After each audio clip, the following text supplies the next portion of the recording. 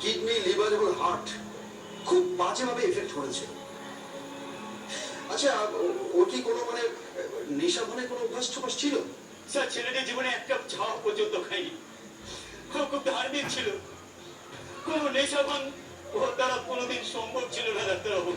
এমন কিছু ড্রাগস ওর শরীরে প্রবেশ করেছে যার জন্য কিডনি এবং হার্ট খুব এফেক্ট করেছে। ড্রাগস মানে আপনি কি বলছেন স্যার? না না না, ড্রাগস মানে হচ্ছে ওষুধ। মানে যে ওষুধগুলো ওর শরীরে প্রয়োজন ছিল না, ঠিক সেই ওষুধগুলো ওর শরীরে প্রয়োগ করা হয়েছে নিয়মিতভাবে।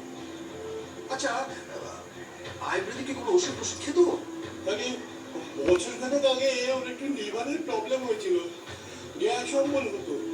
তখন একজন গ্যাস্ট্রোলজিস্টে দেখানো হয়েছিল, তিনি ট্রিটমেন্ট করছিলেন। ওষুধপত্র তো ঠিক মতোই খেত, কি করে এমন হলো? দেখুন, গ্যাসের বা অন্য কোনো রকম সমস্যা হলে যে ধরনের মেডিসিনটা দরকার ছিল ওনার শরীরে সেটা পড়েনি। তবে কি করে যে এই সমস্ত হলো কিছুই বুঝতে পারছি না। ডাক্তারবাবু, যেভাবে হোক ছেলেটিকে সুস্থ করে দিয়ে দিন, যেভাবে হোক ডাক্তারবাবু। আমরা সাধ্যমতো চেষ্টা করছি, ওকে ডায়াগনোসিসটা করতে হবে। আমরা আপ্রাণ চেষ্টা করছি, আপনি একদম কোনো চিন্তা করবেন না। এখন সবকিছুই উপরওয়ালার হাতে। আপনারা প্লিজ আপনার একটু বাইরে থাকুন। তবে আপনাদের মধ্যে কেউ একজন থাকুন, আমরা সুবিধা অসুবিধাতে যেন আপনার সঙ্গে যোগাযোগ করতে পারি। ঠিক আছে স্যার, আমরা আছি, আপনি কোনো চিন্তা করবেন না। ওকে।